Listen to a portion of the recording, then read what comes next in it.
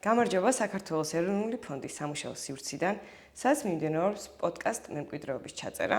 ჩვენი მიზანია ფართო საზოგადოებას უფრო კარგად გავაცნოთ საქართველოს კულტურული მემკვიდრეობა, მისი მნიშვნელობა და საჭიროებები, გამოწვევები, რომელსაც დღევანდელობაში ვაწყვეტებით. პოდკასტების ეს სერია შესაძლებელი გახადა ევროპა ნოსტრას, ევროპული მემკვიდრეობის საპილოტო პროგრამამ, რომელიც თანადაფინანსებულია ევროკავშირის მიერ. დღევანდელი სერია კულტურული მემკვიდრეობასთან ერთად ეძღვნება ბუნების ძეგლებს და მუზეუმ ნაკრძალებს. ჩვენი სტუმარია გეოლოგი და სტეფანწმინდის ისტორიული მუზეუმის დირექტორი იაგო კაზალიკაშვილი. გამარჯობა ბატონო იაგო. მადლობა მოგზანებისთვის და ესეც საინტერესო თემაზე საუბრის მზაობისთვის. მადლობა მოწვევისათვის. ეს კულტურულ მემკვიდრეობას ესეთ ყურადღებას აქცევთ. და ესეთი ძალიან მიხარია, რომ არსებობს ხალხი, რომელიც ამ საქმეს მისდევს და ურთქილდება ჩვენ მემკვიდრეობას. დიდი მადლობა თქვენს, იმიტომ რომ სტეფანწმინდის ისტორიული მუზეუმი ძალიან მნიშვნელოვანი ადგილია ისეთი მოშორებული რეგიონისთვის, როგორც თიანეთია საქართველოსთვის. და დავიწყოთ საუბარი ჯერ იმაზე, საიდან რატომ დაინტერესდით გეოლოგიით, როგორ გახდა ის თქვენი პროფესია და როგორ მიხვედით სტეფანწმინდის ისტორიული მუზეუმის დირექტორობამდე. ჩემი მთლიანი ბიოგრაფია არის ეგა, რომ დავიბადე თვითონ ყაზბეგში. ისეთი ოჯახი მქონდა, რომ სულ დასთან მქონდა კავშირი. პაპაჩემი იაგო კაზალიკაშვილი იყო პირველი საბჭოთა, ასე დავარქვათ, თამსვლელი, რომელიც მეგობრობდა გიორგი ნიკოლაძესთან და იქიდან 1923 წლის 28 აგვისტოს რო განხორციელდა პირველი ქართული ასვლა და ანუ საბჭოთა ასვლა მასიური მყინვარწვერზე, იმისი მეგზური იყო პაპაჩემი რა. და ისეთი ის იყო რა, თუ გინდა მოგიყვებით, რომ გიორგი ნიკოლაძე, ნიკო ნიკოლაძის შვილი, დიდი მეტალურგი და აი პირველი სპორტული იმის შემქმნელი შევარდენი ჯგუფი. ტანვარჯიშის, ხო, და მე მათმა ჯგუფმა მოიფიქრეს, რომ მოდი მყინვარწვერზე წავიდეთ. რაღაცა იშოვნეს აღჭურვილობა, რაღაც ისეთი და ჩამოვიდნენ ყაზბეგში. ყაზბეგში ახლა მაშინ სტეფანწმინდაში. მე ყაზბეგი ერქვა, მე ისევ სტეფანწმინდა ვქია და იქ უკვე გამყოლის ძებნა დაიწყეს. საიდან ვინ უნდა წასულიყო რა. ყველა მურჩია პაპაჩემი და მივიდნენ იმასთან წაუყვები, კი ბატონო. ის უცხოელები დაუყვებიო და თქვენ უფრო ხო ის ქართველებიო და გაუხარდათ და ტანსაცმელი გვაჩვენეო უთხრა პაპაჩემმა. ხო, აჩვენეს, ფეხსაცმელი ისე იცოდნენ გიორგი ნიკოლაძის ხალხო, რომ ბანდულები უნდა ჩაეცვათ. ბანდული არის აი ღორის ტყავისაგან შექმნილი ფეხსაცმელი, რომელშიც თივა ეფინება და ძირზე დაწუნული არის რა. ხო და ეს დაწუნული იყო ძალიან ცუდა და პაპაჩემმა დაცინასავით რა. ხო და გაუსწორა ყველას ესო. ღამე გაათენეს იმ ჩვენ სახლთან და მაშ პატარა სახლები იყო ალბათ კარვები გაშალეს და პირველი სავარჯიშო ასვლაც გააკეთეს. ყაზბეგის მოპირდაპირე მხარზე არის მთა შინო. და აი მთელი ჯგუფი წავიდა და მე რომ მკითხო, ის შინო უფრო რთული გასაკეთებელია ვიდრე მყინვარწვერი. და დაიძრნენ, მე აგვისტოს თვე იყო და ადრე დადიოდნენ დევდორაკის მხრიდან, დევდორაკის მყინვარის მხრიდან, სადაც იყო 1903 წელს ქონდა ყაზბეგის რაიონი, მაგის ისტორიას ბიშლერი იყო ეგეთი ბელგიელი, რომელსაც ქონდა ნაკიდი ეს ტერიტორია. და იქიდან სპილენძის საბადო არის რა და გამოქონდა სპილენძი. მაშინ სპილენძი ძალიან ძვირი იყო, რომ ახალი ელექტრობა ახალი შემოსული იყო, ალუმინი ჯერ არ იყო გამოყენებაში და ბევრს უნდოდა სპილენძი და ის ბიშლერმა იყიდა ის, რომ პაპაჩემი მუშაობდა ხოლმე იქ და იმად გაკეთებული გზა არის, რომ ისეთ მყინვარამდე მიდიხარ, დევდორაგის მყინვარამდე. და მაგზე დადიოდნენ ეს დამსვლელები და პაპაჩემსაც მანდან დაყავდა. ხო და რო წავიდნენ მეორე დღეს დასაპყრობად მყინვარის წავიდნენ და ერთი ქალი იყო რუსი მარია პრიობიჟანსკაია ეგეთი გვარსახელი თუ დამსვლელი ქალი რომელიც მოდიოდა მყინვარიდან მართალი იმასაც მოხევი გამყოლები ყავდა.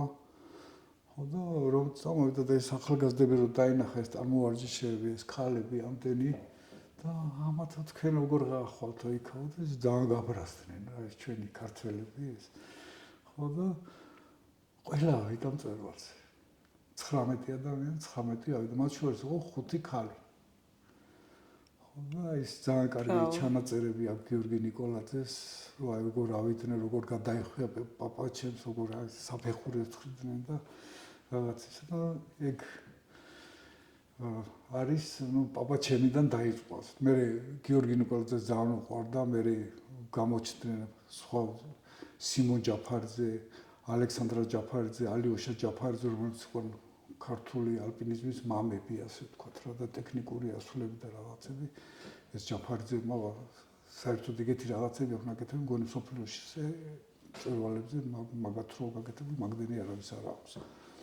ანუ როგორც ყველაფერი ოჯახიდან დაიწყო ეს ინტერესი. ხო, ოჯახიდან და მე პაპაჩემი წაიყვანეს პირველი ქართული ასვლა და საბჭოთა რა თქმა უნდა მაშინდელი პირველი ასვლა უშბაზე, პირველი ასვლა თეთრულზე, ძალიან ბევრი პირველი ასვლები დააკეთა პაპაჩემმა მან ჯაფარიძეებთან ერთად. ნუ მაგას მე პაპაჩემი იყო კიდე აი ხომ მყინვარწვერზე რო დადიან. მაგზას ქვია ხოლმე სიმონ ჯაფარიძის გზა დაარქვეს მაშინ. გერგეტის მყინვარით გავლა და მაშინ ახალ დაწყებული იყო ეს მეცნიერება რაღაც ისეთი და ააშენეს მეტეოსადგური. ხისა იყო ხოლმე დიდი ქვიშენობა არის ხოლმე ბეთლემის ქოხს ეძახიან და ამ ტურისტული არის რა. ხო და ის პირველი მოზამთრეც პაპაჩემი იყო და პაპაჩემთან ერთად ბიძაჩემები და მამაჩემი რა. მამაჩემი დადიოდა მთაში. ასე ალიოშა ჯაფარიძესთან ერთადაც ძალიან კარგი მარშრუტები იყო გაკეთებული. მაგრამ ომმა მოუსწრო. ომმა და მე ომში წავიდა, ფეხი დაკარგა იქა და ნუ ნატრობდა რომ გეოლოგი იყო. მეხუთე კურსის ბოლოს ვიღაცები შევიდნენ ინსტიტუტში აი ეს აი ვინც ვაშკაცია ომში როგორ არ წამოვიდა. ამ დროს ამ მამაჩემს ორი ძმა ფრონტზე ყავდა. ხო და ეს ამას აღარ ეკუთვნოდა, მაგრამ ეს შეახტა, მატარებელს შევახტი და წავედი იგივე ომშიო და იმის შემდეგ ეს ინვალიდი დაბრუნდა და ეს გეოლოგიას ვერ მორჩა. მე ის ჯგუფელებიც აკითხავდნენ ხოლმე მამაჩემს სახში. ხა პაპაჩემიც თავიდან იქ საბადოზე წეღარო ახსენდებდა იქ საბადოს.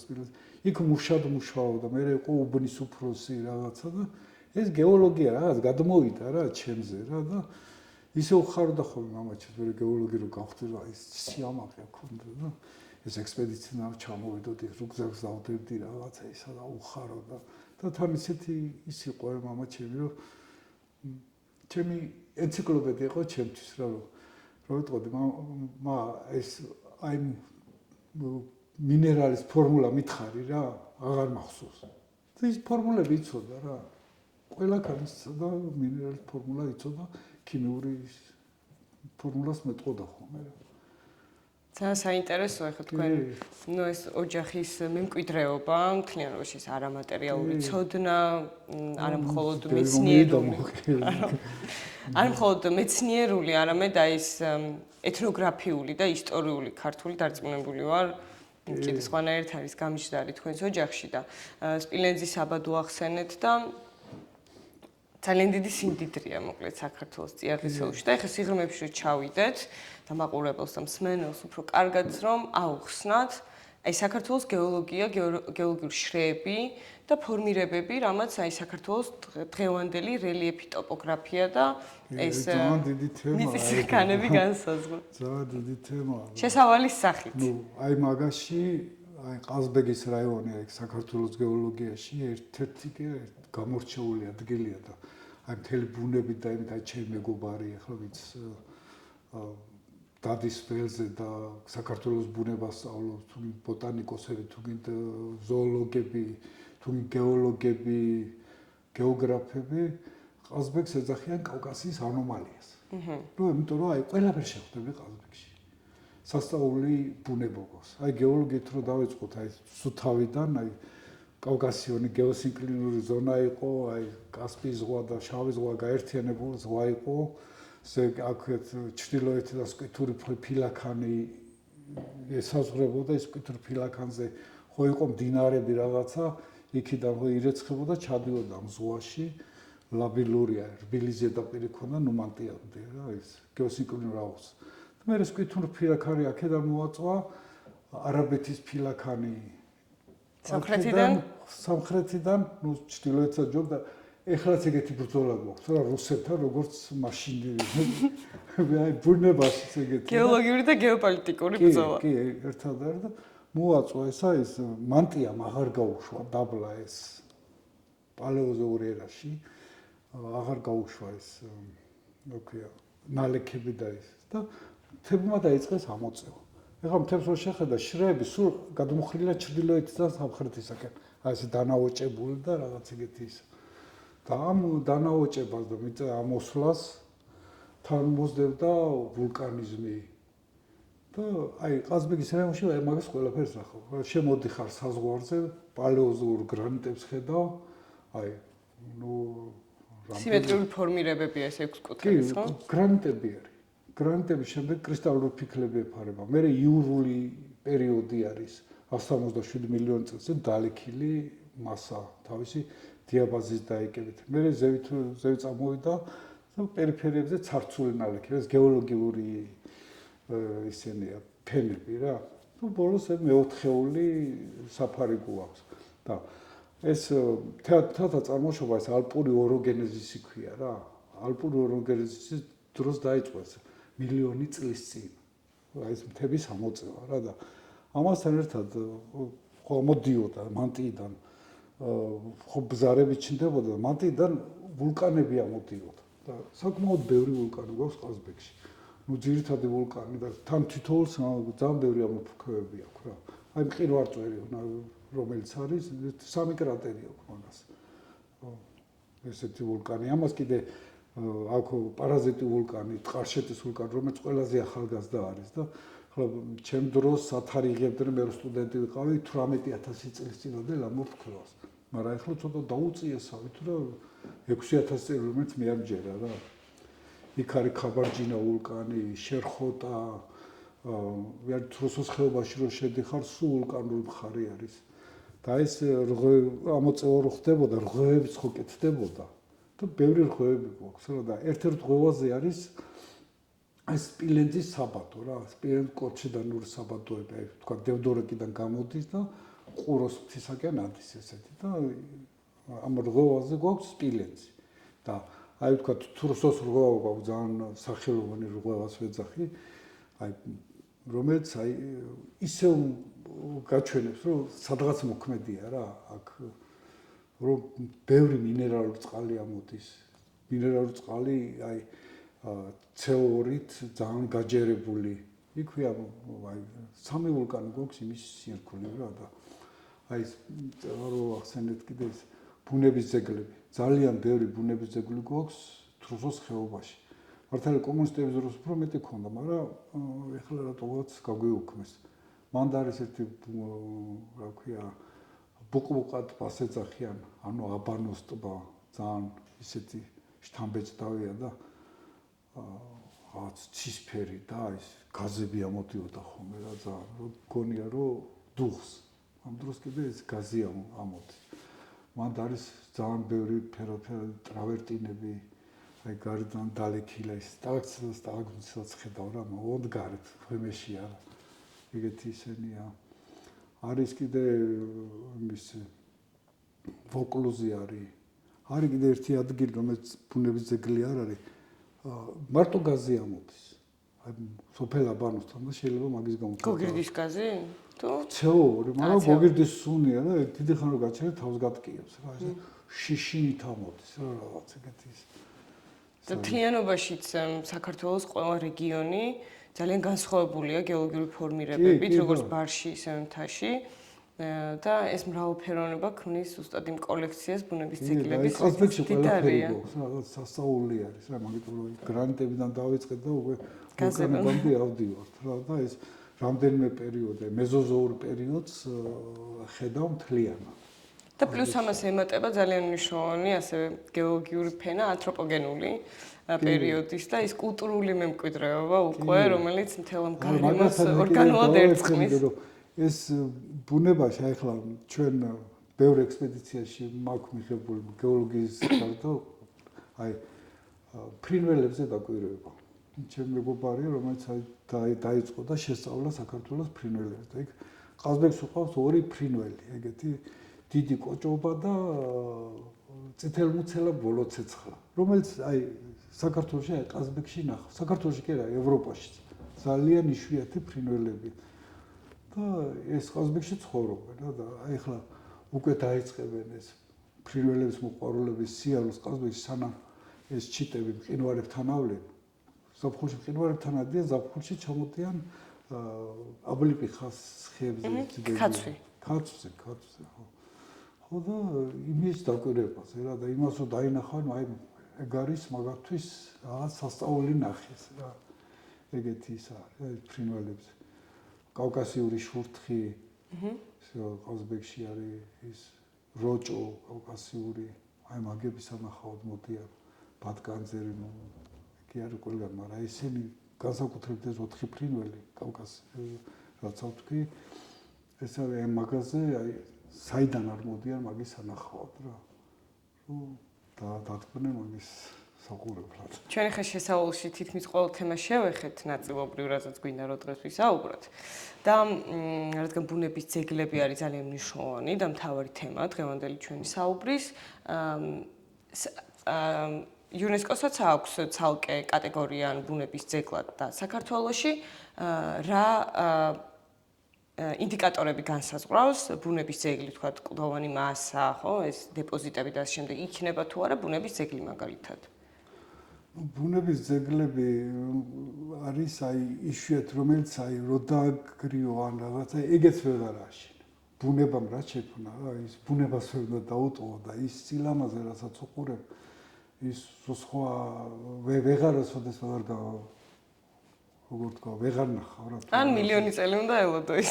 ხო რა, ან ვულკანებს, აი ყაზბეგიდან დარიაში რომ მიდიხარ ერთი ადგილა ღამურას ვეძახით რა. სადაც არის ანდეზიტური ლავები ჩამოსული მყინვარიდან და იმ ლავას აქვს თავისი თვისება, როცა იფიტება ჰექსაგონური 6 კუთხა ან 5 კუთხა ბოძებს ქმნის სტოლბიკებს რა, ასე ვთქვათ რა და ისეთი ლამაზია, რომ ღამურას ფრთებს მოგაგონებს რა. ეგ ახლა ამოღებულია წითელი წიგნიდან ეს. კიდე არის რა, ეგ ძეგლები, აი ეროზიის მოწმეები გვაქვს, რომელიც არ არის შეტანილი დაცვის ზონაში და ხა ძალიან გაფრთხილება უნდა. აი ეგ ეროზიის მოწმე არის ის, რომ აი გვაქვს ერთი ვულკანი იქ რა, ქაბარჯინის ვულკანი რომ ამორქვა, ქონდა კრატერი დიდი. მერე ერთი კალდერა გვერდი იმაში ალბათ ჩაგუბებული გეოლოგებს ცოტა ფანტაზიის უნარი გვაქვს და ეგეთ იმ კრატერში მე ჩაგროვდა წყალი და ყინული და მთელი ის გაყინული იყო რა. მე ერთი გვერდი გადმოიგრა და იქიდან წამოვიდა ლავური ნაკადი, რომელმაც გადაკეტა თერგის ხეობა. და ეხლა და ის შემადგენლობა არის დანალექი ქანიც არის იმ ეროზიის მოწმეებში. და ეროზიის მოწმე რა არის? რომ აი სვეტებია. შეიძლება გინახიათ კიდე ცოტა და სვეტის თავზე ადევს დიდი ფიქალის ქვა, რომელიც აი თქვა ნალექი და რაღაცა რა, ნალექს აღარ უშვებს და ის გაკეთებს სტოლბიკს, აი ესეთი ვარიანტია რა, შორბიდი. ხო და ეს ეროზიის მოწმე გვაჩვენებს, რომ რა დონეზე იყო მაშინ მიწა, აი რო წამოვიდა ნალექი და დაგვრჩა რა, იმ ლოდმა შეინახა ეს სიმაღლე. და ესენი ძალიან გასაფრთხილებელია რა. გამოქარულები არის რაღაცები ისე და ეგეთი ძალიან იშვიათი ძეგლია რა ეგ. და სულ საქართველოში თუ არის აღრიცხული ეს ბუნების ძეგლები რა რაოდენობა? არის, ეხლაც აქვთ რა ამ ახალ იმას აქვთ აღრიცხული ეროვნული პარკები რაც გაკეთდა, ეს ძალიან კარგი დიდი საქმე გაკეთდა, რომ ეროვნული პარკები ჩამოყალიბდა და ეხლა ყაზბეგში თქვა ჯიხვები, ეხლა რამდენიმე დღის წინ ნახე ირემი გაჩნდა ყაზბეგში. ირემი გამოჩნდა, უკვე ბრაკონიერობა ისეთი აღარ არის მოდაში ისეთი ნადირობა და ვიღაცები ჩამოყვანა და ხოცვა მაგათი. და უკვე გზაზე დაინახავ რა. ჯიხვები დადიან, ტრაილერები დადიან და ჯიხვები რა, ასე ვთქვათ. ძალიან თვალით ხედავ რა, უკვე ჩამოვიდა, უკვე აღარ ეშინია ნადირს შენ. გაჩნდა ეს ტაცებელიც ბევრი გაჩნდა. ახლა მოვიდა მეტი ბალახი-ჭამელი გაჩნდა ბევრი ის ტაცებელიც, ფრინველიც ისაც ყველაფერი.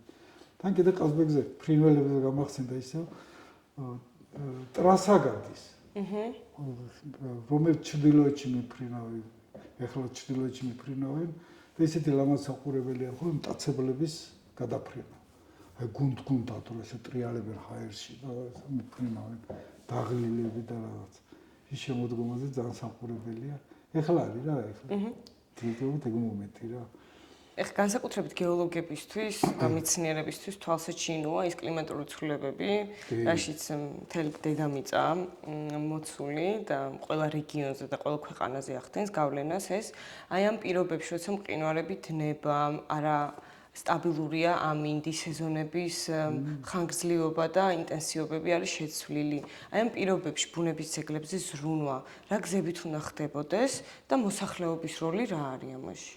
ნუ მაგას კატასტროფას წინ ვერავინ წავა, ადამიანი მაგას ვერ უშველის, ვერასოდეს, მაგრამ რაღაც თვითონ ადამიანმა რომ თავი გადაირჩინოს, იმაზე უნდა იფიქროს.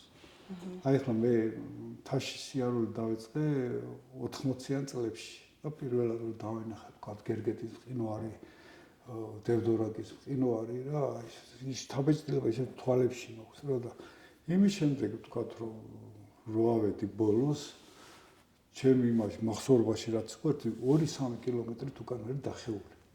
ეს მთები, ყინულები. უკანაც ხო დაიხია ყინულის ენა, თან დაიწია. ადრე ხო ქონდა მუდმივი მზრალობა გვერდზე.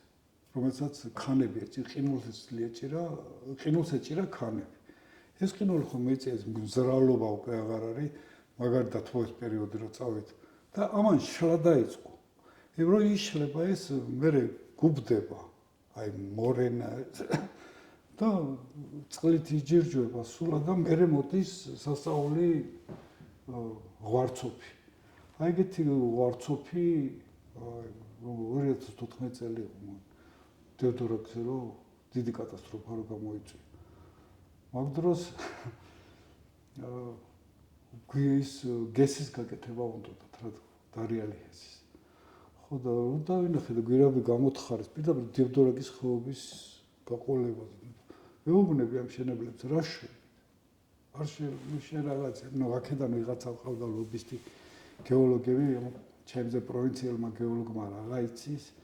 რა არის ესა და კოსმოსიდან აკონტროლებთ ჩვენ ყინულების მოძრაობა შე რა იცი და ნუ შენებელის უფროს კი უთხარი რომ აი მაგ ფულს მეთქი ყრი წყალში მეთქი შენ რო იცოდე რა რაღაც მეთქი დაგემართებოთ რა და რა წინასწარმეტყველები გამოვდექი რა და გამოთხარეს ეს გვირაბი რაღაცა და მოწყდა ყინული 2 წლის შემდეგ და არა მაშინ დაუწერე და Facebook-ზე გამოვაქვეყნე რომ აი 20-მდე აღარ მახსოვს რამდენი იყო რომ აი ეს მოხდება. აი ეს გესი ამას იზამს 20-მდე რა ესე და 12-13 უკვე ახდა. რომ ეუბნები რომ აი ლანდშაფტს ცნო გეოლოგი ხარ და უნდა იცოდე მარტო ფული არ არის და მარტო ფულის გესების თემა რა. ზოგადად ჰესები დღეს საქართველოში ძალიან კრიტიკულია, მით უმეტეს იმ პირობებში, როცა სახელმწიფო აცხადებს, რომ საქართველო უნდა გადავიდეს უფრო აქტიურად ჰიდროელექტროენერგიაზე, ჰიდროელექტროსადგურებით ენერგიის წარმოებაზე. ყაზბეგში რა მდგომარეობაა ახლა რამდენი ისეთი ახლა მოქმედი არის 3 და დაპროექტებული აქვს ძალიან ბევრი, ისე რომ იმათ პროექტს რო დახედო იტყვი რომ აი სადავარ. და ეს რეგიონს როგორ ადგება ეს სამი არა, ჰესი? რა, იგივენაირად გახდები, ნუ ახლა ყაზბეგში ახლა თაში ცხოვრობ, თვითონ რაიონი რაღაცას გვიხდის. შეღავათი გვაქვს რა, თორე თვითონ გესი შეღავათს არაფერს არ აძლევს. და ისეთ დაპროექტებულია ესეთი იმდენი გესებია რა, დაგეგმილი, რომ 300-მდე. აი არ 300-ია, არა, ყაზბეგში არა, მთლიანად საქართველოში. არა, ყაზბეგში 15 მაინც არის დაგეგმილი. ისე არის დერივაციული გესები, აი წყალი გამოდის, დამუშავდა და ისე მილში შედის. ისე რომ ყაზბეგში შეიძლება წყაროც ვეღარ დაინახო რა, ეგეთი დაგეგმილი.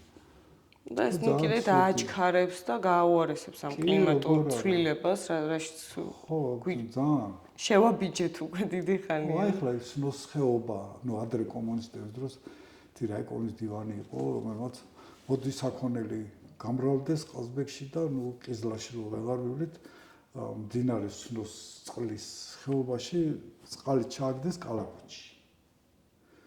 ეს მდინარე კალაპოტი და ჭალა არის მდინარის. თავის გამომუშავებელია და ნუ რატო ერევი ადამიანი მათ? იმას თავის საქმე აქვს რა იმ წყალს. ის მოდის მეანდრირებას აკეთებს, მოაქვს ქვიშა, ჩამოაქვს, ერთმანეთზე აგლის, შლის რაღაცა და მიაქანებს და ზღვისაკენ. ხო და ეხლა ეს კალაპოტში რო ჩააგდეს, ეს მდინარე მეანდრირებას ვეღარ აკეთებს და აიწია რა დონე. და ასე რომ რამდენიმე სოფელი წყალის დონეზე დაბლა დაგვჭა რა, აი ვთქვათ კარკუჩა, ახალციხე, სნო. რომ აი მაგან ქნა, რომ ვითომ საქონელს გავიჩერთ და მდიდრები ვიქნებით რა. ერთ დროს ეგაც, ნუ ეხლა კი წმენდავენ რაღაც რომ შროეშინიან სოფლების წინ ტრაქტორები და იმით ამოაქვს ის ნალექი, მაგრამ უკვე რაღაც შეიძლება კატასტროფა. ჯობდა ბუნებას მიეხედოთ ამის თავის. ხო. თავის ჰარმონიაში ყოფილიყო. ბუნებას იმდენი უნდა გამოართვა, რომელსაც არ შეიტყობს რა. თუ შენ დაიწყე გრევა იმის ისე დაგანგრევს, რომ აი არ ვიცი რა და მე ბრალდება აი მან ისა რა თქვა რა იძახია გეოლოგია არ შეიძლება არის ყველაფერი ნახაზები გაკეთებული. აი ხლა ძალიან მაგარი კომპანია არის გეოგრაფიკი. გოცა გიორგი გოცირიძის კომპანია, რომელიც ყაზბეგში აი სიფრთხილით მოწყობა განახორციელა. და საქართველოს სხვა მუნიციპალიტეტებშიც? კი, ძალიან პროექტებია. ისეთი მეც ვიყავ მანდ. ისეთი ხალხი ყავს რა, დაგეგმარება ის არქიტექტორები, აი ბუნებაზე მომუშავე ხალხი, ეკონომისტები, ძალიან ძლიერი ჯგუფია რა და ნუ გააკეთა, მაგრამ უჯერებს იმე რომ პროექტი რჩება თაროზე. შემოდე ხო და ვერ დამტკიცდა რა. და საცა ეუბნება თქვა რომ ვეუბნებით. აქ სახლი არ შეიძლება დაგღუპოს. აი რაც გაკეთდა შოვში. ვეუბნებიან არა და აშენ შე რაღა იცი. იმ ჩამასული ხარ. იმას საკითხული აქვს მთელი ისტორიები იცის იმისი რა. შენ შეიძლება პაპაშერია მოგეყვარა თქვა რომ ეს რო გამოვიდა. აი ხო მე ჩემ თემაზე რომ დევდორაკზე რო ვიძახი. ეგ საკითხული მქონდა. თან პლუს ნანახი და ნამუშევარი ვარ დევდორაკის საბადოზე. ხო და აი რო ვიცოდი აი სადრა წამოვა და როგორ წამოვა ეს შეიძლება ფანტაზია იყოს, მაგრამ ხდება ეგეთი რაღაცები, რომ შეიძლება წინათ გრძნობა არის კარგად განვითარებული ლოგიკური აზროვნება. ხო, უყურებ და რაღაც მდინარე ვერ არის რა ისეთი რა, ფიქრობ რომ ეს წყნარად არასოდეს მოიქცე. შეიძლება 100 წელი გავიდეს, მაგრამ 101 წელიწად შეიძლება დაგანგრიოს რა. გასაგებია და ეხლა სივრცით გეგმარებაზე ვისაუბრეთ ბუნების ძეგლებზე და უარყოფით გავლენებზე და კლიმატურ გავლენებზე მთლიანობაში და საქართველოში ბევრი მუზეუმ-ნაკრძალი გვაქვს, სადაც ეს კულტურული მემკვიდრეობა და ბუნების ძეგლები ქმნის საერთო ჰარმონიას, რასაც ისევ UNESCO კულტურულ ლანდშაფტს უწოდებს, სადაც მატერიალური და არამატერიალური მემკვიდრეობა ერთიანდება, ცხოვრების წესი, ტრადიციები, ფოლკლორი, ყველაფერი ერთად არის. რა მდგომარეობა ამ კუთხით საქართველოში? ძალიან კარგი ისო მუზეუმ-ნაკრძალები და რაღაცა კულტურული მემკვიდრეობის დაცვის სააგენტოში შემავალი არის. თითქმის ეხლა ვართ მუზეუმი და მუზეუმ-ნაკრძალი 20 თუ 22 რა ეგრე ახლებიც დაიმატეს, ახლა არ ვიცი რა. ამდენად. ერთ-ერთი არის ჩვენი სტეფანწმინდის ისტორიული მუზეუმი. და ადრე როცა ჩამოყალიბდა თვითონ მუზეუმებს თავისი ტერიტორიებს მოიცავდნენ. ამ მუზეუმებს ჰქონდა თავისი მონიტორინგის ჯგუფები. რომ აი თქვა ყაზბეგის რაიონი თვითონ მთლიან რაიონს მოიცავდა. ქუთაისის მუზეუმი სვანეთსაც მოიცავდა და რაჭასაც. და იმათ თავის მონიტორინგი და ხალხი დადიოდა და ამოწმებდა ის ძეგლებს და რაღაც. იმას ვაკეთებდით ჩვენ. მე მუზეუმში მუშაობა დავიწყე მონიტორინგად. ასე ვთქვათ, დამიწერა, მაინც თაში დადიხარ, რომ მაინც ეგეთ რაღაცებს უყურებ, მოდი იმუშაო და დავიწყე მუშაობა და როგორ აღმოჩნდი დირექტორად მეც არ ვიცი. და ატარებდით აი ეკუთვნოდა რა მაშინ. ეხლა ძირითადად მონიტორინგი გადავიდა ცენტრალურ ოფისში და იქიდან არის ყველაფერი, მაგრამ ის ჯობდა რომ თვითონ მუზეუმ ნაკრძალებს ქონიყო რა მთელი საქართველოს ტერიტორიას მოიცავდით მთლიანად მაშინ. ეხლა აქ არის ოფისში მარტო მონიტორინგი რამდენიმე ადამიანი დადის რა. შეატყობინო რომ ეს ინგრევა, მაგრამ შენ არა გაქვს სახსრები რომ მიხვიდე იმამდე რა ინგრევა და ეს ცოტას გაჭირება. თავი ფუნქცია რა არის მუზეუმ ნაკრძალის? მუზეუმ ნაკრძალს აი უფრო საგანმანათლებლო და შევინახოთ ჩვენი ძველი კულტურა, ვაჩვენოთ მომავალ თაობას, შევინახოთ კონდეს და გადავწეთ მომავალ თაობას, რომ გავუხსნათ აი თქვენი ისე მომწონს აი რომ შენახული გაქვთ ისე ძველი ფენებს რო უყურე აი ჯამად გიждები რა მე ისეთი ისაა რომ ძალიან კარგად არის გაკეთებული რა თქვენი. დიდი მადლობა პროფესიონალების გუნდი და სწორი თანამშრომლობა იწვევს ესეთ შედეგებს. და ყაზბეგის კულტურულ ლანდშაფტზე რო ვისაუბროთ, ხა თქვენთვის როგორც იქ მაცხოვრებელი ადამიანისთვის, გეოლოგისთვის და კულტურული მემკვიდრეობით დაინტერესებული პირისთვის. აი ყაზბეგის კულტურული ლანდშაფტი რას მოიცავდა ისტორიულად, ეთნოგრაფიული მასალების საფუძველზე და დღეს როგორ იცვალა სახე? ნუ ჩვენთან ძალიან ბევრი ძეგლი გვაქვს. ნუ ძეგლი და ობიექტი, ნუ დავარქვათ რა. ნუ მე რო დავიწყე მუშაობა, აი მაშინ დავიწყეთ აღრიცხვა ამ ძეგლების რა. მაგალითად შარშამი თრუსოს ხეობაში გავაკეთე 91 კულტურული მემკვიდრეობის ძეგლი, ავწევ თავიდან. ეს ძალიან კარგი შედეგი დავდით მე და ჩემო მეგობარმა ბესო მაცაბერიძე. ის ხელოვნებად მწოდნია და ვაწყობთ რა ერთმანეთს გეოლოგით გავდივართ და ანათან ჩვენ გვაქვს ორგანიზაცია კიდე, ლომეკი, რომელიც ძალიან ბევრი და კარგი საქმე გააკეთა. ერთხელ ზივართ ეს ლომეკის წევრები, მაგას და აი რა ვქნა თბილისში და ნუ ცოტა ყველას აი ეს ძალიან ლამაზ სოფელია გაიბოტენი. საცა ილია ჭავჭავაძე რო გამოიარა და ლელდღუნია რო შეხვდა. ის სოფელი, ეს სოფელი მიტოვებულია. არ და გზიდან არის 2 კილომეტრიც არ არის. 1 კილომეტრი. ნუ ხალხი ნამყოფი არ იყო იქაურებით რა სოფელია ეს. გავაკეთეთ გაიბოტონო, ეგეთი დღესასწაული. და აი ხალხი მოვიდა ყაზბეგში სადავართო რა რომ ეს რა მაგარ ადგილზე და იქ ჩვენ გამოვდიოდით სიტყვით ეს აი გაუფრთხილდეთ კულტურულ მემკვიდრეობას ისისა და დავაწესეთ ეგ დღეობა, მაგრამ მე ვეღარ გავხაჭეთ ასე ვთქვათ რა. ყველაფერს ფული უნდა და ჩვენ ფულ ხალხი ვართ საერთოდ. ვისაც ეგ საქმე მიყვარს.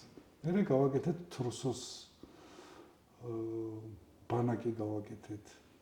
იქ გავაცანით ახალგაზრდებს რაღაც როგორია თრუსო რა არის ერთად ველაპარაკებოდით ბუნების ძეგლების თრუსო არის რაღაც სასწაული ერთობლიობა ბუნების ძეგლების და კულტურული მემკვიდრეობის. და მან გვინდოდა რომ მან ეროვნული ის რა ქვია მუზეუმ ნაკრძალი ჩვენი იდეით უნდა გაფრთხილდეს ვისთან არ მივედით, მაგრამ მე გააკეთეს თრუსოს დაცული ლანდშაფტი. ძალიან კარგი საქმეა ეგ, მაგრამ უნდა ამუშავდეს რა, როგორმე რომ იმუშაონ კარგა რა. და სიცოცხლე უნდა შევიდეს. სიცოცხლე კი, რომ აი ჩვენი ფიქრით იყო, ვთქვათ, რომ კულტურულ მემკვიდრეობას და ეროვნულ პარკს ერთ სინთეზში ემუშავა რა, მთლიანად. იმას კი არ ვიცახით, რომ აი ყველა გამოვიდეს იქიდან ნაკრძალი და დაცული. სხვარიც უნდა იყოს იქ ყველაფერი საპატრიარქოც უნდა იყოს იქ რაღაც ისეთი სახლებია რომ შეიძლება რომ ეთნომუზეუმის გაკეთებაც რა იქ დარჩენილი ნივთები რაც არის.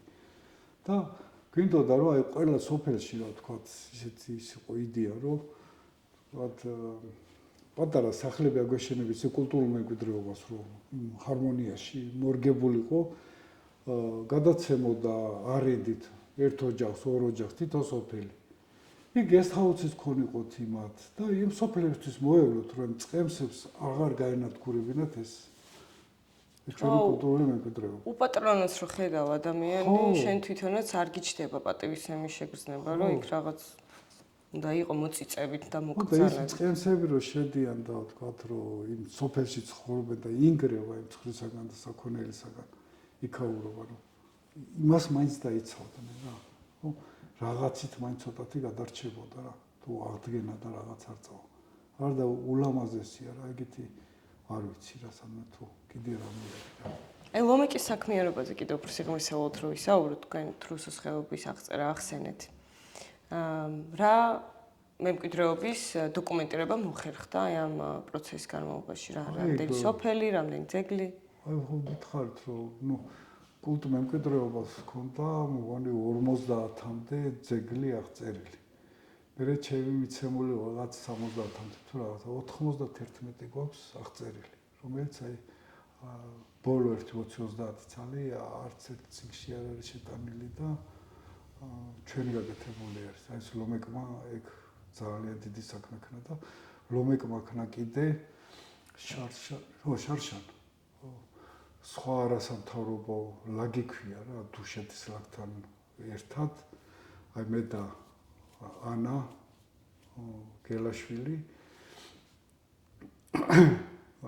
ბავშვები დაყვავდა თრუსოში რა სამი შესრულო აი ვასწავლდით გეოლოგია ესესი არის ესეთი ბუნებაში რო აჩვენე უკვე თავში უჯდებ ეს ძეგლი ესეთია ესეთი უნდა გაუფრთხილდე ეს ჩვენია ყველაფერი ისა და ნუ ყოფილა შემთხვევა რომ ბავშვები რა რომ გავყვანე ბატონო იაგვანა მე ნუ ბატონო არ მინდა დამეძახოთ ხო და რა საჭირო რომ ისტორიკოსი გამოვიდე რა საჭირო რომ გეოლოგი გამოვიდე და ისე მიხაროდა რომ ვიღაცებს რაღაცა დავაინტერესე რომ იქნებ პატრონი გამოუჩნდეს ჩვენი მას და აი კარგია რომ შევყავ რაღაც მაგრამ უნდა ვასწავლოთ ყველას თუ რომ მე შედიან და ეს ბიზნესმენია თუ რა ქვია და ბეტონის რაღაცებსა და იმასა და აი ძალიან უნდა გაფრთხილება რა რომ რაღაც ისე რომ აი ძეგლები იყოს რაღაც ი ტურიზმს არ ვითარებს ჯვირიან ტურიზმს აი ჩვეულებრივ ტურიზმი რა ტურიზმი არის ეს ტურიზმზე ცოტა მოგვიანებით ვისაუბრებთ უფრო სიღრმისეულად იმიტომ რომ არ მხოლოდ საქართველოში, თუმცა მსოფლიოში გამოწვევა ეხა ეს აი ავთენტურ ეთნოგრაფიულ სივრცეებში. ჩვენ ძალიან მაგარი მოჭრებობს მუზეუმში რა. და აი მუზეუმზე მინდოდა და მეკითხა დღეს რა მდგომარეობაშია სტეფანოვის ისტორიული მუზეუმი? 8 წელი და 4 თვეა დაკეტილია. ძალიან კარგი დავიწყეთ 8 წლის წინ მსოფლიო ბანკმა დაგვაფინანსა და უნდა წელიწად ნახევარში მოვარჩენილიყო. მაგრამ ეს თემა, ну, რაღაც მიზეზების გამო უკვე 8 წელი და 4 თვეა მიმდინარეობს და ჯერაც არ ვიცი. შეიძლება მორჩეს წელს, მაგრამ იმედი მაინც არ ვიცი. ყოველ წელიწადს ვიძახი, რომ მორჩება, მაგრამ ვერ თავდება რა. და რა შესთავაზებს მნახველს? მნახველს შესთავაზებს მუზეუმის ფონდები გვაქვს ძალიან დიდარი და მაგ მუზეუმზე მინდა კიდე ცოტა მოგიყვეთ რა. გისმენთ. ყაზბეგის მუზეუმი ჩამოაყალიბა და ინიციატორი იყო ტიციან ტაბიცი. სხვათა შორის 2 აპრილს იყო მაგის დაბადების დღე. ტიციანის. და 34 წელში ტიციანის ოხები თუ როგორ ვთქვა, ჩამოყალიბდა 34 წელში ფიქრეს შექმნეს ის იდეა და 35 წელში ჩამოყალიბდა და პირველი დირექტორი იყო ტიციან ტაბიცი. ძალიან მაგარი კაცი. უცნობი დეტალი მის ბიოგრაფიიდან. კი, ძალიან მაგარი კაცი იყო. მაგრამ როგორც ვიცით 37 წელში უკვე არ შეარჩინეს. კარგი მოღვაწეა, ხო, რატო კარგი გააკეთებო და ანუ მე იმის შემდეგ იყო ძალიან მაგარი დირექტორი, რომელსაც აი დღესდღეობით ისევ მაგის ნაწერებზე და იმაზე მუშაობთ და მუზეუმს თუ აღრიცხვა და რაღაც არის, იყო ეგეთი სტეფანე ალიბეგაშვილი. რომელიც კაი დიდ ხან იყო მუზეუმის დირექტორი. თუ მუზეუმში რამე გვაქვს, ამ სტეფანეს მოტანილი არის. ის ჩანაწერები, აი ექსპედიციები, სად რა შეიძინა. მაგალითად რუსოს ხეობაში რო დადიოდა შეიძინა, აი 9 კაპიკია გადახდილი რაღაც ის ნივთებზე, ზოგზე 2 მანეთი და 1 შაური, ეგეთი ისე ჩანაწერები არის. და ის მან რუსოს ხეობაში ოსები ცხოვრობდნენ, ისინი ყიდნენ რა მოიმებს, ნივთებს. და აი თქვა მოხეებში რო ყიდულობდა, მოხეები ჩუქნიდნენ. აი დიდი სხვაობა არის და ამ სტეფანემ იმდენი გააკეთა, რომ 32,000 ექსპონატამდე გვაქვს მუზეუმში. ძალიან მაგარი ეთნოგრაფიული ნივთები გვაქვს. გვაქვს ეგეთ რუსოდან ჩამოტანილი ხევის და გვაქვს ჯარიახის, აი ინგუშეთი რო არის რა, ინგუშები რო გაასახლეს, ჩავიდა და იქიდან სამოიტანა ნივთები ამ სტეფანემ რა. ისე რომ როცა გაიხსნება აი ეთნოგრაფიული ნივთები, რაღაცა ძალიან სასწაული გვაქვს. ეს საომარი ნივთებიც არის უფრო სასოფლო სამეურნეო საყოფაცხოვრებო. ეს სხვათა შორის ერთი ხმალი გვაქვს, რომელიც აი თუნ დაჟანგული ესე გვედო და აქ ეროვნულ მუზეუმში მუშაობს ერთი მეიარაღი, ასე ვთქვათ, მამუკა ქაფიანიძე ძალიან ესე ვთქვათ, სხვათა შორის ორშაბათსავ გამოფენა მაგას იარაღის ეროვნულ მუზეუმში და თუ დავრჩიეთ, უნდა წავიდე რა, ნახო. იმან რო ნახა ეს ხმალი და გაგიჟდა, ბულატიო ესო და დაათარიღა რა. ბულატი რა არის უკაცრავად? ბულატი არის ფოლადის ნაირსახეობა. და იმ ბულატის ისამე არც მე ვიცოდი ეგენი, სპეციალისტი რო ხარ რაღაც უფრო ის მამუკა უფრო კარგად მოყვება მაგას. დაათარიღა მე-12 საუკუნე, რაც ანალოგი არ აქვს საქართველოში. ნუ ტარი არ აქვს, მარტო რკინა, უბრალოდ ფოლადი ეს ბულატის. და თანო ნახევრად ორლესული არის, ძალიან მაგარი ხმალი რა და გაგიჟდა, რომ ერთ-ერთი უძვირფასესი ნივთი გვაქვს ეგა. გვაქვს კიდე ადრე სტეფანოს დროს შეგროვილი, აი ეს წეღარო ახსენე, გაიბოტნობა მეთქი. აი გაიბოტნის ზურგიანი კოშკია ერთი, იმაში ნაპოვნი არის ვერცხლის დავით აღმაშენებლის მონეტა, რომელიც ყველაზე კარგად შემონახული ჩვენ აგვაქვს საქართველოში. ასეთი დიდარი რაღაცებიც აგვაქვს. ძალიან სასწაული მუზეუმი იქნება, ასე ვთქვათ, მაგრამ დამთავრდეს. მეც ხა დიდი მოლოდინი შემექმნა ექსპონატების მონახულებასთან. ძალიან გვაქვს კიდე ძალიან ღირებული დროშა გვაქვს. დროშა გვაქვს თემის საბჭოს დროშა. აი ესა ხევისბერი გოჩა და ისინი რომ საჭიროებო საკითხები რომ წარმოიშობოდა ხევში, სამებაში არის საბჭო გაკეთებული სამების ტაძარს გვერდზე მოშენებული საბჭო. და იქ იმართებოდა აი ერობა და საჭიროებო საკითხების გადაწყვეტა რა. და იმ დროშას გამოიტანდნენ კიდე სხვა დროშებს ალბათ ზარებით რა დაილოცებოდნენ რაღაცა და იქ წყდებოდა ხევის ამბები და ის დროშა გვაქვს ჩვენ. მართალია კი არ მგონი მე-17 საუკუნე, მე-18, მაგრამ უძველესი დროშა. ცოტა არ არის. გვაქვს კიდე ბეთლემის კარები, ბეთლემის ნივთები. ბეთლემი არის მონასტერი ყაზბეგში, ძველი მონასტერი, რომელიც არავინ არ იცოდა რა სად იყო და როგორ იყო, ნაბერალსა და რაღაცებს ეძახოდნენ. და ილია ჭავჭავაძემ რო გამოიარა, ყაზბეგში მოუყვნენ ლეგენდა ბეთლემს, რომელიც მე თავის პოემაში აღწერა გამდეგილი. და ყველას ლეგენდა ეგონა და მე უცბად მყინვარზე მიმავალი ჯიუხების მათვარიელებელი ერთი ლევან სუჯაშვილი იყო, რომელიც რაღაც ადგილიდან უყურებდა დურბინით და თო კარები შენიშნა. სადაც კლდეში და ჯაჭვი ჩამოშობილი. ნუ სხვა ადგილას რო გადაიწოდა ვეღარ ჩანდაო რა, ეგრე აღწერს რა ეს. ხო და ჩამოვიდა ეს ლევან სუჯაშვილი აქ ყაზბეგის მაშინ რაიკომში განაცხადა ისა და ამათ გადაგზავნეს ცენტრალურ კომიტეტში რაღაცა, გაიგო ეს თავიდან რომ მოყევით და ალექსანდრა ჯაფარიძე მეთქი სასწაული ხალხი იყო. და ალექსანდრა ჯაფარიძე უცბად ექსპედიცია გააკეთა სასწრაფოდ და 7 იანვარს წამოიდგენა მხოლოდ თოვლიდში და იმაში. და ყაზბეგში ჩამოვიდნენ ეს ექსპედიცია ბაქოდან მოვიდნენ, იმიტომ რომ უღელტეხილი დაკეტილი იყო და მატარებლით მოვიდნენ. და 7 იანვარს წავიდნენ ბეთლემის სანახავად და აი ეს რასაც აღწერს ჩვენი ილია ჭავჭავაძე, აი ეს ლეგენდას ნათელი მოეფინა რა. რო იქ მართლა ცხოვრობდნენ ის ნივთები რაც იყო, კარები, ეს ჯაჭვი როგორ ადიოდა ფერი და ის კარებიც ჩვენა გვაქვს და ბევრი ნივთიც რა, ჩვენთან ინახება. იქ კიდე ხატი დროშა იყო რაღაცა, მე ის ხატი დროშა მუზეუმის საკუთრება იყო, მაგრამ რატომღაც გადაცეს ეპარქიას, რომელსაც ძალიან დაბრუნება მინდა უკან, ეხლა ეპისკოპოსთან მექნება. ძალიან ისეთი გახსნისთვის, რომ გვიტევს რა კონცეფციაში, რომ ეს ხატი დროშა უნდა იდოს მუზეუმში. ჩვენი იყო და ნუ რატო გადაცა ეს ფილმს? გასაგები. ლეგენდები ძალიან საინტერესოა, მით უმეტეს ქართულ მთას და საქართველოს მთიანეთს ბევრი აქვს ასეთ შემორჩენილი და ჩემთვის ძალიან საინტერესო იყო, როცა პირიქით ახევსურეთში მივდიოდით, ცისკაროების კოშკის რეაბილიტაციაზე.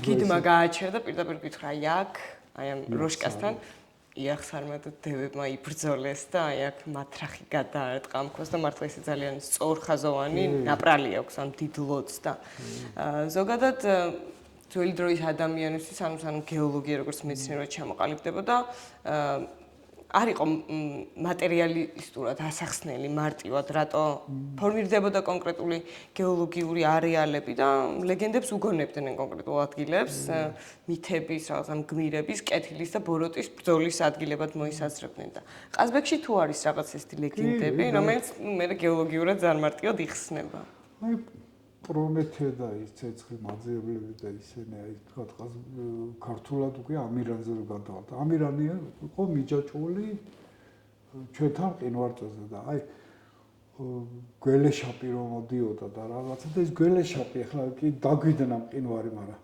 ის რო შეხედა ესე წარბივით აქვს და ის წარბს რო დააკვირდე ეს კუდია ეს რომ და პირი აქვს ღია რა და ახლა გველეშაპია რა და აი ამირანია მიჯაჭვული რა ყაზბეგში რა და ეს თავის ფინია ლოკალს რა ქვია ჯაჭვს, მაგრამ მე უცბად დაარტყვა და მთელდება ეს ჯაჭვი რა. არის ბევრი ლეგენდა არის, მაგაზე აი ჩემ თანამშრომლებმა მოგეწედ ის არის ძალიან ყველაფერი იცის. ყველა სოფელს აქვს თავისი ლეგენდა და ესეთი იახსარი და ესეთი დევებთან ბრძოლა არა, მაგრამ ბრძოლებისა და იმის ხო, ადამიანი ყოველთვის ეძებდა გამართლებას თავის ალბათ არსებულ რეალობაზე, რომ ეს გამოწვევა საზოგადოებაში ყოველთვის იყო, ვიღაც მოდიოდა დასაჩაგრად, ვიღაც თავს იცავდა და ამის კავშირს ეძებდა, რომ წარსულშიც იყო ესე და წარსულში კეთილი იმარჯვებდა ბოროტზე და აწყოშიც უნდათ რომ კეთილმა გაიმარჯვოს ბოროტზე და ეს ლეგენდები ამის დადასტურებაა და ძალიან მნიშვნელოვანი არამატერიალური მემკვიდრეობა ფოლკლორის განხრით. ძალიან მაგარი ფოლკლორი გვაქვს ყაზბეგში, ცესაც აი ეხლა ზოგი თანამედროვე სიმღერები და რაღაცა ეს მოხეურებია ბევრი რა. აი თუმცა მოხევის ქალოთინაო ერთი ეგა კარგოჩიც წამაიყვანეს ჩვენია. კიდე აი რიტუალები აი მაგათად ერთი ხატი გვაქვს ჩვენთან ხატს უფრო პატივს ვცემდით ვიდრე ეკლესიას ასე ვთქვა და ქვებია შენებული თეთრად შეღებილი. ივანე ნათლიმცებლის ხატი გვაქვს, როცა ქალები დადიოდნენ, ჩაიცმოდნენ თეთრ ტანწასაცმელს, ფიქას აიღებდნენ თავზე დაიდებდნენ, ღეროდნენ, ცეკვავდნენ იქ რომ ბავშვების ხატს ეძახოდნენ რა. ბავშვები რო გადარჩენოდათ რა. ის ლოცვა მიდიოდა ძალიან ის 11-12 სექტემბერს ხდება ეგა და ზაფხულში ივანე ნათლიმცემლის დაბადების დღეს რა. ხდებოდა უბრალოდ და ეხლა უკვე მივივიწყეთ. იყო აი ათენგენობები ძალიან დიდი ხატობა, აი სწორი სპარსანგელოზი გვაქვს და იქ სპარს ანგელოზს ეძახიან, ზოგი სპათანგელოზს ეძახის და მაგაზე ერთი ჩემი მოგვარე წინაპარი და ორი სნოელი რაღაც ეხატი რაღაც როგორ იყო ზარ მახსოვს ჩემი მეგობარმა უფრო იცის ეს ლეგენდები მე მაინც გეოლოგიაში ზივარ და სპარსეთში იყო და ამათ დაიხსნეს ის ხატი. აი ეგეთი ისო. იმედია გავაგრძელებთ პოდკასტების ჩაწერას ამ თემაზე და ფოლკლორს და ზღაპრებს ქართულს განსაკუთრებულ სერიალს მიუძღვნით. მეუბნებთ რომ ის უნდა ჩაწეროთ ის. ძალიან არ დაიკარგოს. პორტალი იმას კი აქვს ნაწერები რა, ყველაფერი, ესე შესწავლილი აქვს მთელი ხევი. გასაგებია. და ეხლა ეს ლეგენდები რამდენად მისაწვდომი და გასაგებია იმ მზარდი ტურისტული ნაკადებისთვის, თქვათ ეს დავარქვათ, რომლებიც ყაზბეგს ჩამოდიან, თუ ყვებიან მათ ამის შესახებ, რომ ეს სიძველე და მნიშვნელობა ამ რეგიონის უფრო გამოჩნდეს. მაგას უკვე მე ვეძახი სპეცტური უნდა გააკეთო, რომ ეგეთი ლეგენდები და ის. და ისე ყაზბეგი იმდანად ლამაზია, რომ რომ ჩამოდიან, აი ისე არიან, სუნთებს უყურებენ და რაღაცა და იმათ აი უკვე კულტურული მემკვიდრეობა უკვე მეორე ხარისხოვანად გადადის რა. ნუ ძირითადად სამებაში დადიან და იქიდან ხედებით ტკბებიან, მაგრამ თუ ვთქვათ ნისლია და ეს მთები არ ჩანა, მაშინ ხდებიან ეს ტურისტები მუზეუმის კლიენტები ასე ვთქვათ და ნუ არის კი ხალხი, ვისაც აინტერესებს რა ლეგენდა. ნუ ეგას მაინც სპეციალური ტურები უნდა იყოს მაგის, საკმაოდ ძვირიანი, რომელიც აი მოემსახურონ და არ ვიცი რა. ზოგადად ეხლა თქვენი შეფასებით და ამდენი ამხელგამოცდილებით როგორია იდეალური ეკოლოგიური, ანუ ეკოტურიზმი და რა არის არსებული რეალობა საქართველოში? იდეალური ჩემთვის ის არის, რომ აი ძველ ნაგებობებს თუ მე-20 საუკუნის ნახევრიდან იყოს, ნუ აღარ უნდა შევეხოთ. არის ისეთი ვთქვათ, რომ ეს რა არის, ვიღაცა ეტყვის, მაგრამ ამ დროს იმაში მთელი ცხოვრება დეს. აი ხლა მე ძველ სურათებს ვათვალიერებდი რა მუზეუმში.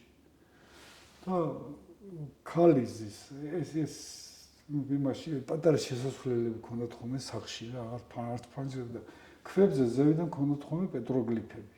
რაღაცები რა, ფოგიმზე გველებიც არის ჩვენთან გამოსახული ქვაზე. აი შესასვლელზე გველი თაყვანის ცემა ყოფილა თორმეტ.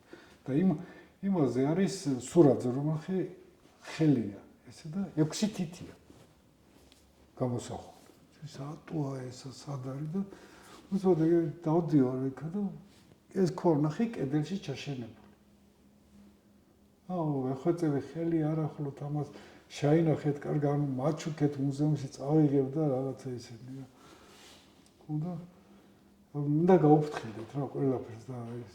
ბევრია რომ აი თვითონ სტუმარიც რომ მოდის, აი თუ ჩაახედებ, აი შენ სულში ჩაახედა, იცი როგორ მოწო შენი კულტურული მემკვიდრეობა იმას.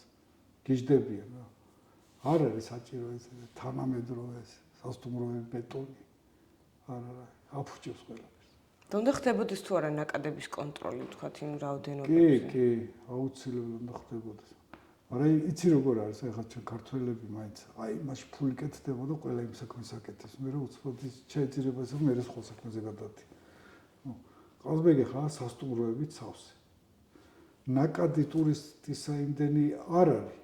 რამდენი სასტუმრო არის და რატო არ არის ტურისტი?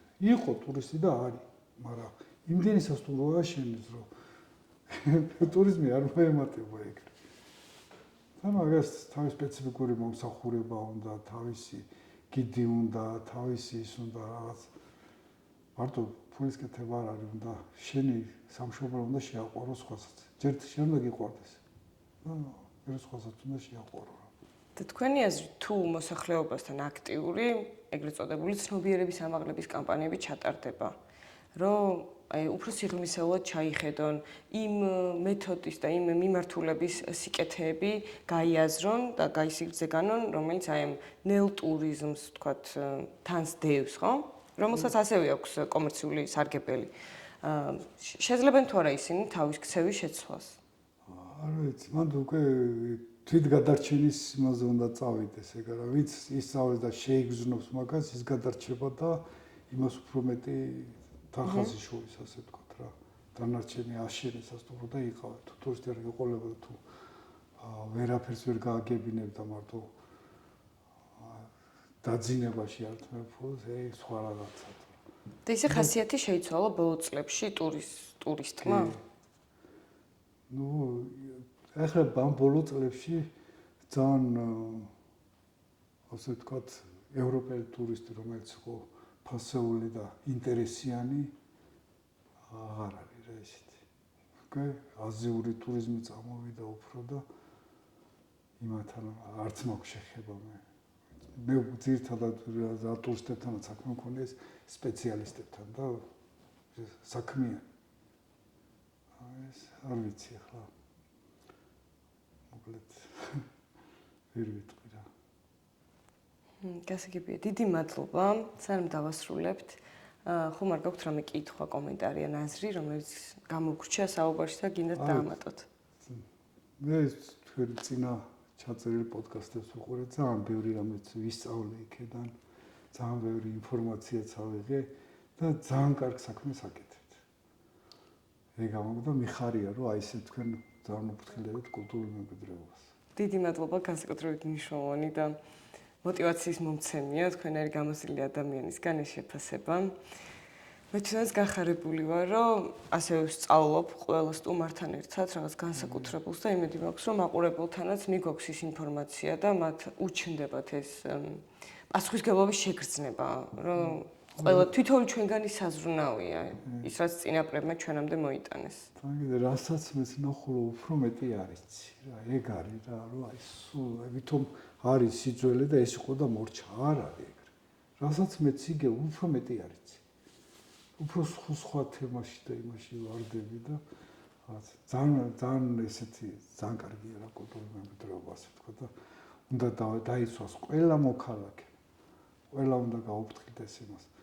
მე რა მოხდა რომ მორღვეული ღობია ვთქვა რაღაცა. ის არ უნდა დაანგრიოს, შენია ის და ის მოგცემს უფრო მეც ვიდრე ახალი ბეტონის კონსტრუქცია. გასაგებია და სრულიად გეთანხმებით.